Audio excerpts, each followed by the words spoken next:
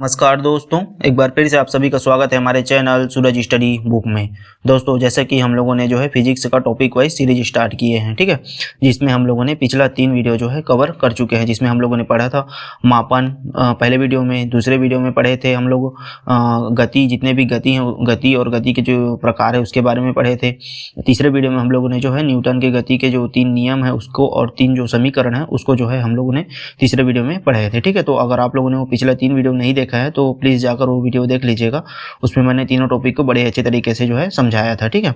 और इस वीडियो में हम लोग पढ़ेंगे बल क्या है, बल के विभिन्न प्रकार, जैसे कि अभिकेंद्री बल, अपकेंद्री बल, गुरुत्वाकर्षण बल, चुंबकीय बल, स्थिर विद्युत आकर्षण बल, घर्षण बल, और भी जो बल के विभिन्न प्रकार हैं उसके बारे में हम लोग जो है इस वीडियो में जो है पढ़ेंगे, ठीक है। तो वीडियो को लास्ट तक देखिएगा, जिससे कि इस टॉपिक से जो बनने वाले जो आने वाले जो क्वेश्चन है वो आप लोगों से बन जाएंगे, ठीक है। तो अगर आप लोगों ने अभी तक चैनल को सब्सक्राइब नहीं किया है तो प्लीज़ चैनल को सब्सक्राइब कर दीजिएगा और वीडियो को लाइक भी कर दीजिएगा, जिससे कि आने वाली वीडियो आप तक पहुँच सके, ठीक है। और अगर आप लोग बायोलॉजी का जो है टॉपिक वाइज जो है वीडियो देखना चाह रहे हैं तो हमारे प्ले लिस्ट में चले जाइए, उसमें आप लोगों को बायोलॉजी का भी जो है टॉपिक वाइज जो है डायग्राम के साथ जो है वीडियो मिल जाएगा, ठीक है। तो चलिए हम लोग स्टार्ट करते हैं, ठीक है। तो सबसे पहले देखते हैं हम लोग बल अर्थात फोर्स क्या है, ठीक है। तो बल जो है वह बाह्य कारक है जो किसी वस्तु की अवस्था, स्टेट, स्थिति, पोजीशन, आकार अर्थात साइज, आकृति अर्थात शेप में जो है परिवर्तन करता है या परिवर्तन करने का प्रयास करता है, ठीक है। तो बल क्या है, बाह्य कारक मतलब बाहर से लगाया जाता है, ठीक है। बल क्या है, बाहर से लगाया जाता है जो किसी वस्तु की अवस्था, यानी कि जैसे कि पहले कोई विराम अवस्था में है तो गति अवस्था में चला जाता है। स्थिति, जैसे कि पहले दूसरे स्थान पर था, अब जो है बल लगाने के बाद वो दूसरे स्थान पर पहुंच गया है। आकार, पहले वो दूसरे आकार का था और फिर अब दूसरे आकार में जो है आ गया है। तो यही क्या है, बल है, जिससे कि उसकी अवस्था, स्थिति, आकार या आकृति में क्या होता है, परिवर्तन होता है या परिवर्तन करने का हम लोग प्रयास करते हैं। तो वही जो है बल है, ठीक है। बल क्या है, एक बल जो है एक सदिश राशि है, ठीक है, और जिसमें परिमाण एवं दिशा दोनों होता है। तो ठीक है, तो मैंने जो है पहले वीडियो जो मापन है उसमें जो है सदिश राशि को बड़े अच्छे तरीके से बताया था कि कौन सदिश राशि है, कौन अदिश राशि है। तो आप लोग वो वीडियो जाकर देख सकते हैं। तो आप लोगों को वो वीडियो देखने से सदिश जो है अच्छे से क्लियर हो जाएगा, ठीक है। तो बल क्या है, एक सदिश राशि है जिसमें क्या होता है, परिमाण एवं दिशा दोनों होता है, ठीक है। सदिश राशि में दोनों होता है और अदिश राशि में केवल परिमाण होता है, दिशा नहीं होती है। तो इसको आप लोग याद रखिएगा। और बल का मात्रक क्या होता है, तो बल का मात्रक जो है न्यूटन होता है, ठीक है। इसको आप लोग याद रखिएगा, बहुत बार एग्जाम में जो है पूछा जा चुका है। ये दोनों बल कैसे राशि है, तो सदिश राशि है। और बल का मात्रक क्या होता है, तो बल का मात्रक जो है न्यूटन होता है, ठीक है। एग्जाम में बहुत बार पूछा जा चुका है, जिसे किलोग्राम मीटर प्रति सेकंड स्क्वायर से भी प्रदर्शित किया जाता है। तो बल को और किससे प्रदर्शित किया जाता है, तो किलोग्राम मीटर प्रति सेकंड स्क्वायर, ठीक है। तो किलोग्राम क्या है, किलोग्राम मतलब द्रव्यमान और मीटर प्रति सेकंड मतलब क्या होता है, त्वरण होता है। तो बल बराबर क्या होता है, द्रव्यमान गुणित त्वरण। तो द्रव्यमान का मात्रक किलोग्राम होता है और त्वरण का मात्रक मीटर प्रति सेकंड स्क्वायर होता है। तो इसलिए इसे जो है किलोग्राम मीटर प्रति सेकंड स्क्वायर से भी प्रदर्शित किया जाता है, ठीक है। तो याद रखिएगा, बल बराबर द्रव्यमान गुणित त्वरण होता है, ठीक है। तो अब हम आगे देखते हैं बल के जो है विभिन्न रूप एवं उनके उदाहरण, ठीक है। तो बल के विभिन्न रूप होते हैं, जैसे कि धक्का अर्थात पुश जो है क्या है, ये बल का ही रूप है। कैसे, अब धक्का देकर दरवाजों को हम लोग खोलते हैं तो दरवाजा क्या होता है, पहले बंद रहता है और फिर जो है खुल जाता है, मतलब उसके स्थान में जो है क्या होता है, परिवर्तन होता है। इसलिए जो है ये भी क्या है, बल का रूप है। धक्का जो है, खिंचाव अर्थात पुल, ये भी क्या है, बल का ही रूप है। जैसे कि रिक्शा चालक द्वारा रिक्शा को खींचना, तो ये क्या है, बल ही है, क्योंकि जब रिक्शा को खींचा जाता है तो उसके स्थान में परिवर्तन होता है। पहले वो दूसरे स्थान पर रहता है, अब वो दूसरे स्थान पर आ जाता है, उसके गति में भी परिवर्तन होता है, ठीक है। तो ये भी क्या है, बल का रूप है। खिंचाव, संपीड़न, कंप्रेशन, ये भी क्या है, बल का ही रूप है। गैसों को जैसे संपीड़ित करके क्या होता है, सिलेंडरों में जो है भरा जाता है, जिससे कि उसके आकार में जो है क्या होता है, आकृति में जो है क्या होता है, परिवर्तन होता है। ये भी बल का ही रूप है। संपीड़न, तनाव भी क्या है, बल का ही रूप है। जैसे रबड़ की दोनों सिरों को क्या होता है, खींचा जाता है, जिससे उसकी क्या होती है, आकार में जो है क्या होता है, परिवर्तन होता है। तो आकार या आकृति में क्या होता है, परिवर्तन होता है। तो ये भी तनाव क्या है, बल का ही रूप है। वायु प्रतिरोध, ये भी क्या है, बल का ही रूप है। जैसे गतिशील वाहनों पर उसकी गति की दिशा के विपरीत वायु द्वारा जो है बल आरोपित किया जाता है। तो वायु द्वारा जब बल आरोपित किया जाता है तो उसकी क्या होती है, गति में जो है थोड़ी कमी आती है। तो इससे क्या होती है, उसकी अवस्था में जो है परिवर्तन होता है। इसलिए वायु प्रतिरोध भी क्या है, बल का ही रूप है। घर्षण अर्थात फ्रिक्शन, ये भी क्या है, बल का ही रूप है। घर्षण से क्या होता है, वाहनों और व्यक्ति द्वारा सड़क पर चलना आसान हो जाता है। तो ये भी क्या है, बल का जो है रूप है। घर्षण से गति में भी परिवर्तन होता है, धीमी या तेज हो जाती है, ठीक है। तो ये भी क्या है, बल का ही रूप है। तो बल के इतने सारे रूप हैं, तो इसको आप लोग याद रखिएगा, ठीक है। चलिए हम लोग आगे देखते हैं। अब आगे है क्या, बल के प्रकार। ठीक है, तो बल को मुख्यतः जो है दो वर्गों में विभाजित किया गया है। कौन कौन से हैं दो वर्ग, संपर्क बल कॉन्टैक्ट फोर्स और गैर संपर्क बल अर्थात नॉन कॉन्टैक्ट फोर्सेस। ठीक है, तो संपर्क बल मतलब क्या होता है, जो संपर्क द्वारा होता है, तो वो संपर्क बल है। इसके कौन कौन से हैं प्रकार, तो आरोपित बल हो गया, लंबवत बल हो गया, घर्षण बल हो गया, तनाव बल हो गया, स्प्रिंग बल हो गया, तो ये क्या है संपर्क बल है। और गैर संपर्क बल कौन कौन से हैं, तो गुरुत्वाकर्षण बल, ये क्या है गैर संपर्क बल है। स्थिर वैद्युत बल इलेक्ट्रोस्टैटिक फोर्स, ये भी क्या है गैर संपर्क बल है, क्योंकि इसमें संपर्क नहीं होता है।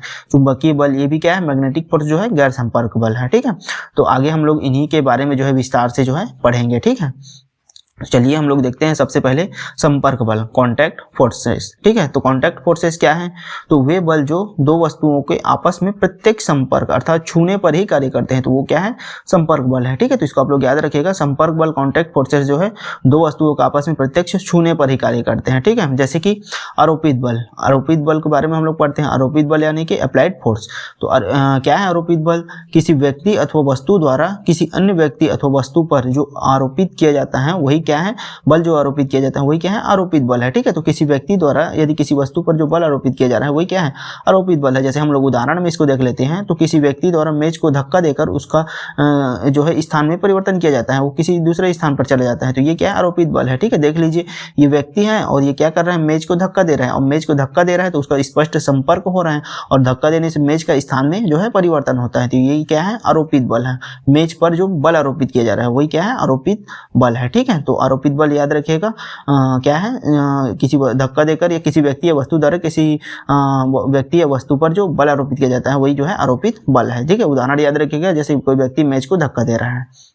चलिए आगे देख लेते हैं हम लोग, आगे है लंबवत बल। ठीक है, तो लंबवत बल को नॉर्मल फोर्स भी कहा जाता है। ठीक है, तो लंबवत बल क्या है, जब कोई वस्तु किसी सतह पर रखी जाती है तो सतह द्वारा वस्तु पर सतह के लंबवत लगाया गया बल क्या है लंबवत बल है। ठीक है, इसे सामान्य बल या नॉर्मल फोर्सेस भी कहा जाता है। ठीक, तो उदाहरण से हम लोग समझ लेते हैं, तो जैसे कि मेज है और मेज पर क्या रखे हुए है किताब रखी हुई है। ठीक है, तो मेज द्वारा जो किताब पर जो बल आरोपित किया जाता है वही क्या है लंबवत बल है। ठीक है, और ये जो बल क्या होता है सीधी रहती है, इसी कारण इसे लंबवत कहते हैं। ठीक है, जैसे कोई व्यक्ति फर्श पर खड़ा है तो फर्श द्वारा जो है व्यक्ति पर जो बल आरोपित किया जाता है वो भी क्या है लंबवत बल है। ठीक है, तो इसको आप लोग याद रखिएगा, लंबवत बल जो है क्या होती है, जैसे कि मेज पर किताब रखा हो तो वो भी लंबवत बल है, फर्श पर कोई व्यक्ति खड़ा हो तो वो भी क्या है लंबवत बल ही होता है। ठीक है, तो वो बल कौन लगाता है, तो सतह द्वारा लगाया जाता है व्यक्ति पर या वस्तु पर, तो वो जो है लंबवत रहता है। ठीक है, क्योंकि 90 डिग्री पर रहता है इसलिए वो क्या है लंबवत बल है। इसे और किस नाम से जाना जाता है, तो सामान्य बल भी कहा जाता है। तो उदाहरण याद रखिएगा, उदाहरण से ही जो है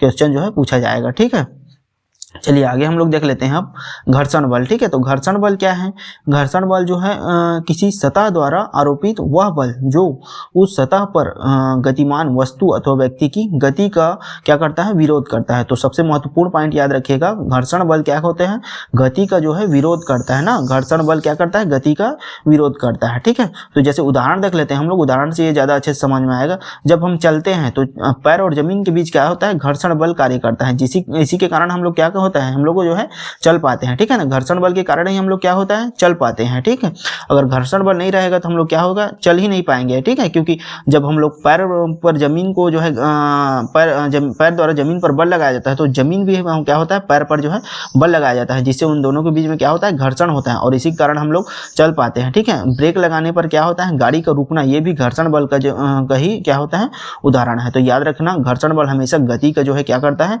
विरोध करता है, और घर्षण बल के कारण ही हम लोग क्या होता है चल पाते हैं। ठीक है, तो याद रखिएगा घर्षण बल क्या है गति का विरोध। और घर्षण बल के हम लोग प्रकार देख लेते हैं। घर्षण बल 3 प्रकार के होते हैं, स्थैतिक घर्षण और क्या होता है स्लाइडिंग घर्षण और क्या होता है रोलिंग घर्षण। तो 3 प्रकार के जो है घर्षण होते हैं। स्थैतिक घर्षण क्या है, जब वस्तु रुकी हुई होती है तो उस पर जो घर्षण कार्य करता है वो क्या होता है स्थैतिक घर्षण है। ठीक है, और जब वस्तु क्या होती है स्लाइड करती है, ठीक है, जैसे कि बर्फ में स्लाइडिंग होता है तो उस पर जो बल कार्य करता है वो क्या है स्लाइडिंग घर्षण है। ठीक है, जब वस्तु एक सतह पर फिसलती है तो उस पर जो बल कार्य करता है वो क्या है, स्लाइडिंग घर्षण बल है। और रोलिंग घर्षण बल, जब वस्तु क्या होती है, लुढ़कती हैं, तो लुढ़कती हैं तब उस पर जो बल कार्य करता है वो क्या है, रोलिंग घर्षण है। तो याद रखिएगा घर्षण बल जो है कितने प्रकार के होता है, ये एग्जाम में पूछा जाता है, तो 3 प्रकार का होता है। और सबसे महत्वपूर्ण बात ये पूछा जाता है कि कौन से घर्षण बल का मान जो है अधिक होता है। तो याद रखिएगा जो स्थैतिक घर्षण बल है ना उसका मान जो है अधिक होता है, ठीक है। और सबसे कम कौन से घर्षण बल का मान होता है, तो जो रोलिंग घर्षण बल है उसका मान जो है सबसे कम होता है। तो याद रखिएगा, ठीक है। ये बातों को, घर्षण बल से संबंधित घर्षण बल हमेशा क्या होता है, गति का विरोध करता है, ठीक है। चलिए आगे हम लोग देख लेते हैं अब तनाव बल, ठीक है। तो तनाव बल क्या है, तार हो गया, रस्सी हो गया, केबल हो गया, धागा हो गया आदि के जो है क्या होता है, विपरीत सिरों को खींचने पर उसमें जो तनाव उत्पन्न होता है वही क्या है, तनाव बल है। जैसे कि यहाँ पर एक व्यक्ति है और ये दूसरी व्यक्ति है, तो ये क्या कर रहे हैं, दो मतलब कि रस्सी को एक सिरे से और ये दूसरे सिरे से पकड़कर खींच रहे हैं, तो रस्सी में क्या हो रहा है, तनाव उत्पन्न हो रहा है, ठीक है। उसके आकार में परिवर्तन हो रहा है, आकृति में परिवर्तन हो रहा है, तो वही क्या है, तनाव बल है, ठीक है। तो याद रखिएगा रस्सी हो गया, धागा हो गया, केबल हो गया, उसके जो है विपरीत सिरों को जो है खींचने पर जो उसमें बल लगता है वही जो है क्या है, तनाव बल है, ठीक है। अब स्प्रिंग बल क्या है, तो किसी संपीड़ित अथवा खींची हुई स्प्रिंग द्वारा उससे जुड़ी हुई वस्तु पर जो बल लगता है वो क्या है, स्प्रिंग बल है, ठीक है। याद रखिएगा इसको, स्प्रिंग बल को। चलिए आगे हम लोग देख लेते हैं हम गैर संपर्क बल कौन कौन से हैं, नॉन कॉन्टैक्ट फोर्सेस कौन कौन से हैं। तो ऐसे बल सबसे पहले देख लेते हैं कि गैर संपर्क बल है क्या। तो जैसे कि संपर्क बल में क्या होता है, प्रत्यक्ष संपर्क होता है, तो गैर संपर्क बल में क्या होगा, प्रत्यक्ष संपर्क जो है नहीं होगा, ठीक है। याद रखिएगा गैर संपर्क बल में क्या होगा, प्रत्यक्ष संपर्क जो है नहीं होगा, वही है गैर संपर्क बल। अब इसके उदाहरण देख लेते हैं हम लोग। सबसे पहले जो है गुरुत्वाकर्षण बल, ग्रेविटेशनल जो फोर्स है उसको देख लेते हैं हम लोग। तो ब्रह्मांड में किसी 2 द्रव्यमान वाली पिंडों, ठीक है, याद रखिएगा ब्रह्मांड में 2 द्रव्यमान वाली पिंडों के बीच लगने वाला आकर्षण बल वही क्या है, गुरुत्वाकर्षण बल है। याद रखिएगा गुरुत्वाकर्षण बल के लिए जो 2 पिंड है उसके द्रव्यमान को होना बहुत जरूरी है, ठीक है। तो 2 द्रव्यमान वाली पिंडों के बीच लगने वाला जो आकर्षण बल है वही क्या है, गुरुत्वाकर्षण बल है, ठीक है। तो गुरुत्वाकर्षण बल में द्रव्यमान पर क्या होता है, निर्भर करता है। जैसे कि मैंने बताया था गुरुत्वाकर्षण बल क्या होता है, द्रव्यमान पर निर्भर करता है। तो दूरी बढ़ने पर क्या होता है, गुरुत्वाकर्षण बल का मान हमेशा कम होता है। तो याद रखिएगा एग्जाम में पूछा जाता है कि दूरी बढ़ने पर गुरुत्वाकर्षण बल का मान क्या होता है, तो कम होता है। जैसे कि F हो गया, मतलब गुरुत्वाकर्षण, न्यूटन के सार्वत्रिक गुरुत्वाकर्षण नियतांक का सूत्र क्या होता है, F बराबर क्या होता है, F बराबर G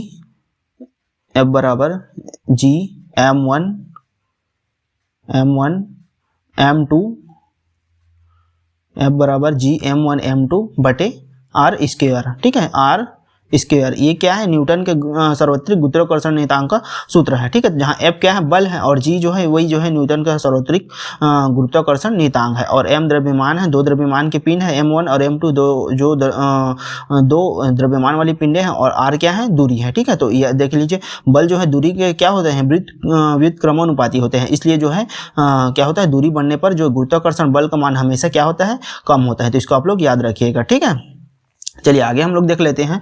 पृथ्वी का गुरुत्वाकर्षण बल वस्तुओं को अपनी ओर खींचता है, ठीक है। क्या होता है, पृथ्वी का गुरुत्वाकर्षण बल वस्तुओं को अपनी ओर खींचता है, जिसी कारण वस्तुएं नीचे गिरती हैं। तो उसके उदाहरण देख लेते हैं। उदाहरण से क्वेश्चन पूछा जाता है, ठीक है। तो उदाहरण क्या है, जैसे ऊपर फेंकी गई गेंद का वापस पृथ्वी पर गिरना, ये क्या है, गुरुत्वाकर्षण बल का उदाहरण है।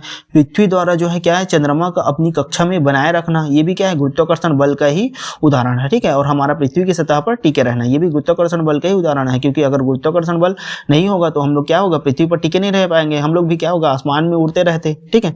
तो ये भी क्या है, गुरुत्वाकर्षण बल का उदाहरण है।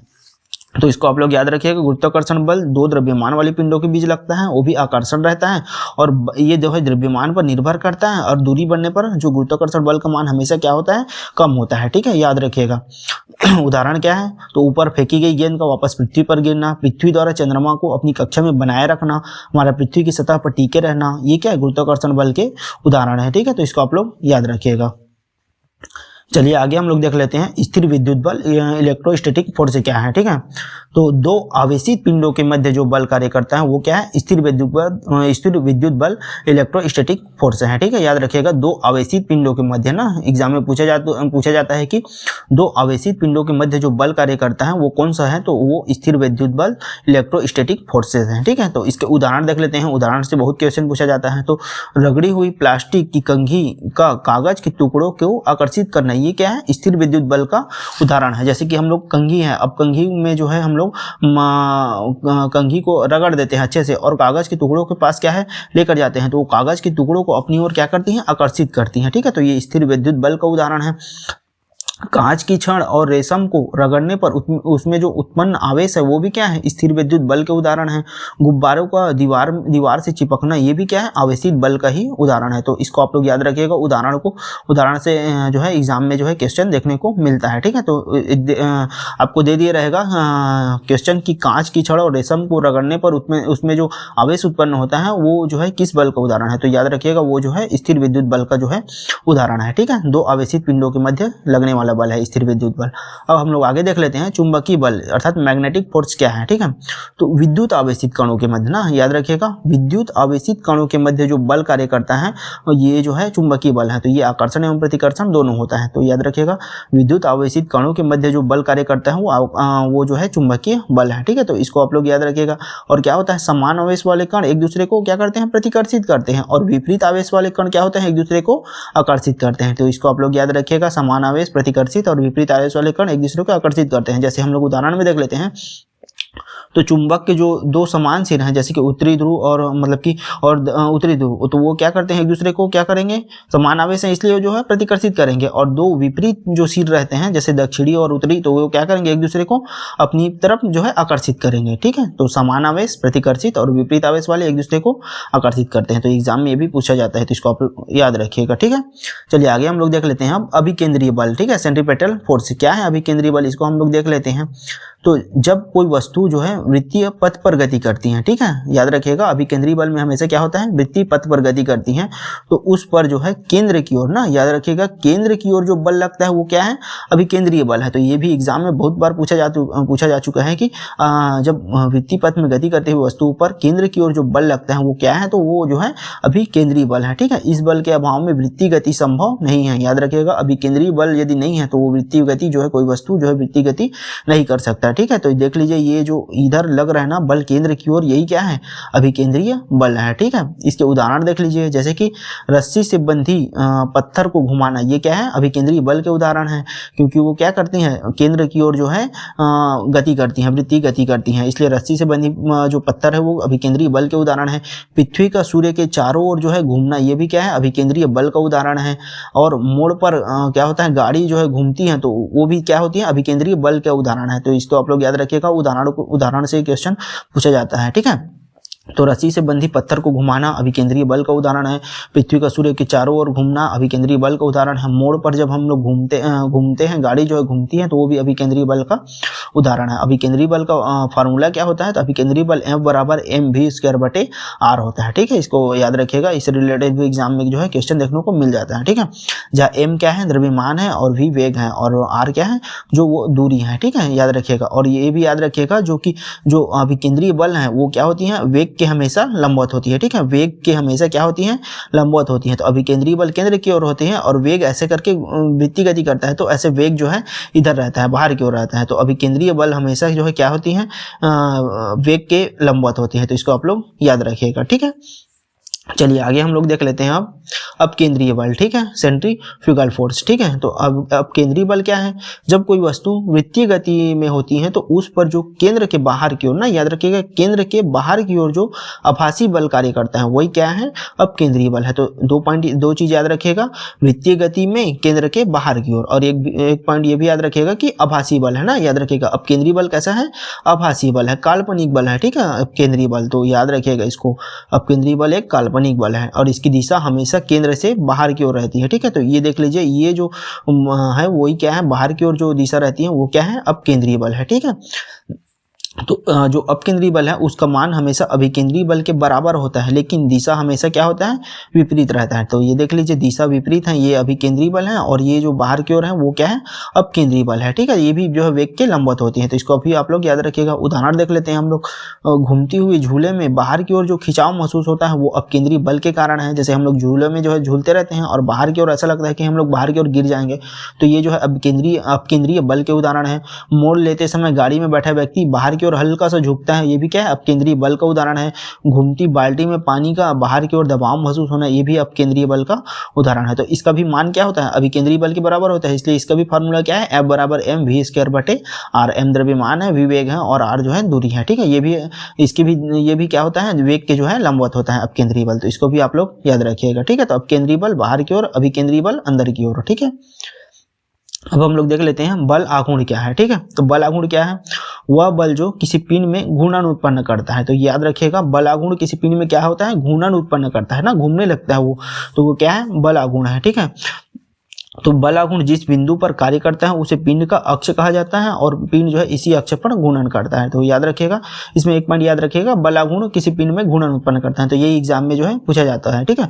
तो घूर्णन किसके कारण होता है, बल आघूर्ण के कारण। इसे किससे दर्शाया जाता है, तो ये भी पूछा जाता है। तो टाउ से दर्शाते हैं बल आघूर्ण को, और इसका जो मान क्या होता है, फॉर्मूला क्या होता है, तो टाउ बराबर F गुणित L, ठीक है, बल गुणित दूरी, ऐसा समझ लीजिए, बल आघूर्ण बराबर, ठीक है। तो इसका मात्रक याद रखिएगा, न्यूटन मीटर होता है। बल का मात्रक न्यूटन होता है और दूरी का मीटर होता है, तो इसलिए बल आघूर्ण का मात्रक क्या हो जाएगा, न्यूटन मीटर। तो ये एग्जाम में पूछा जाता है कि बल आघूर्ण का मात्रक क्या है, तो न्यूटन मीटर होता है। इसके उदाहरण देख लीजिए।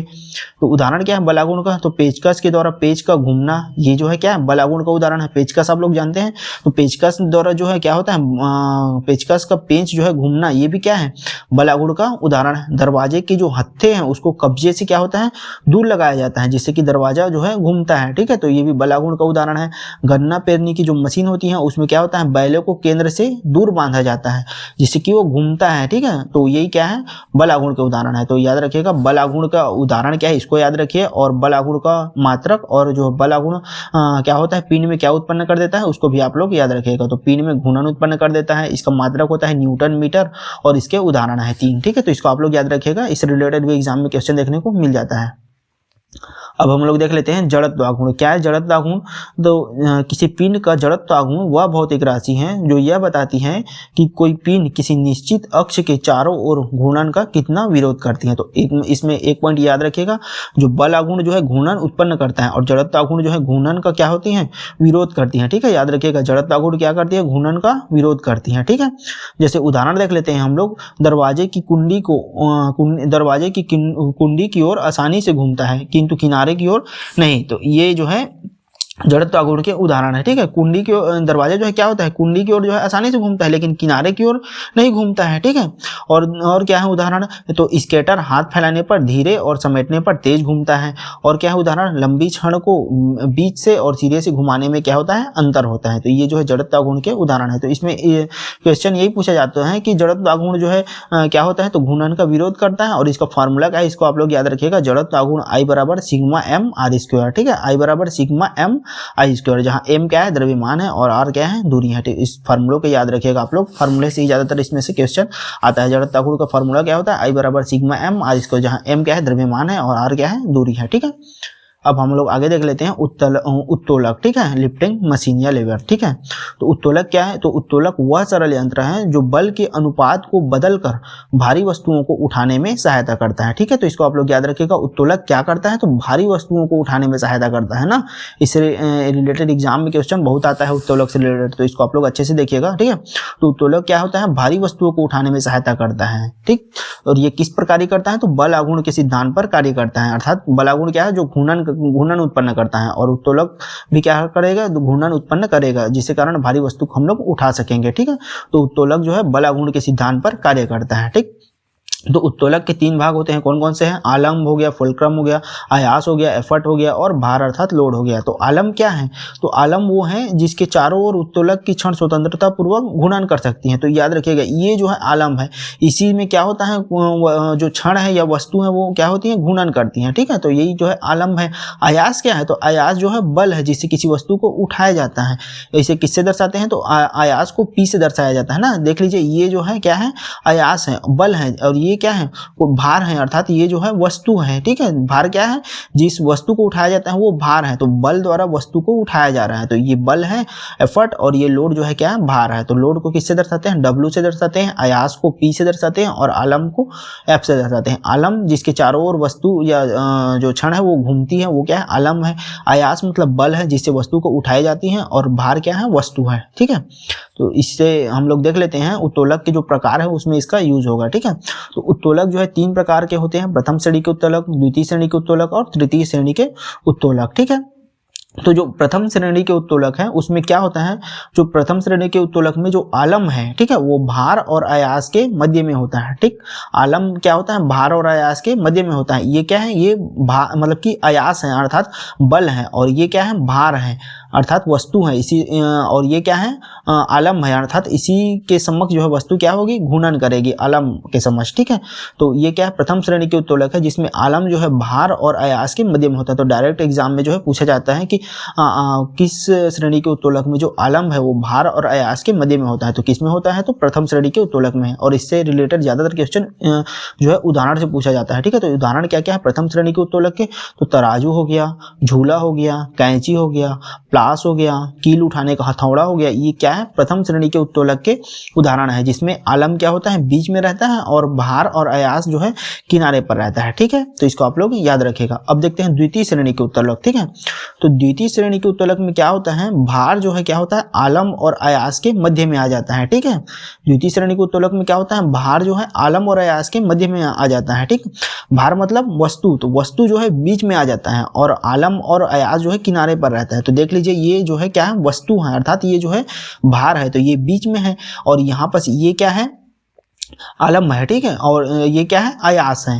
तो ये आयास मतलब बल है और आलम मतलब इसी के समक्ष ये घूर्णन करेगी।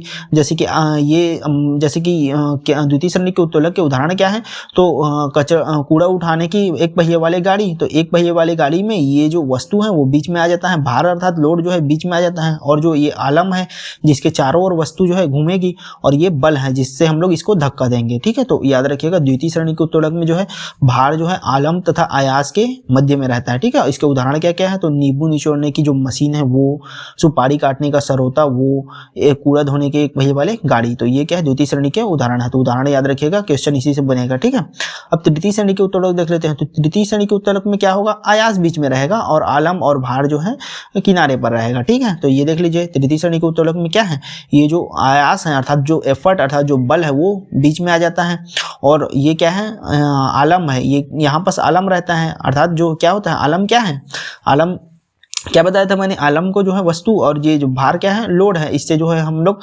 वस्तु को जो है दबाएंगे। ठीक है, तो ये देख लीजिए तृतीय श्रेणी के उत्तोलक में क्या होगा, आयास जो है क्या होगा, बीच में रहेगा ना, आलम और भार जो है किनारे पर रहेगा। इसके उदाहरण देख लेते हैं हम लोग। चिमटा जो है तृतीय श्रेणी के उत्तोलक है, किसान का हल जो है क्या है, ये भी तृतीय श्रेणी के उत्तोलक है, मनुष्य के हाथ की कोहनी जो है ये भी क्या है, तृतीय श्रेणी के उत्तोलक है। ठीक है, तो उदाहरण याद रखिएगा आप लोग, उदाहरण से क्वेश्चन पूछा जाएगा। ठीक है, प्रथम श्रेणी में क्या होता है, आलम बीच में रहता है, द्वितीय श्रेणी में भार बीच में रहता है, और तृतीय श्रेणी में जो है आयास बीच में रहता है। ठीक है, तो ये जो है बल और उसके प्रकार और उत्तोलक जो लेवल है उससे संबंधित जो है टॉपिक था। तो अगर आप लोगों को वीडियो अच्छी लगी हो तो प्लीज वीडियो को लाइक और सब्सक्राइब और शेयर जरूर कीजिएगा। ठीक है, थैंक यू। नेक्स्ट वीडियो में मिलते हैं।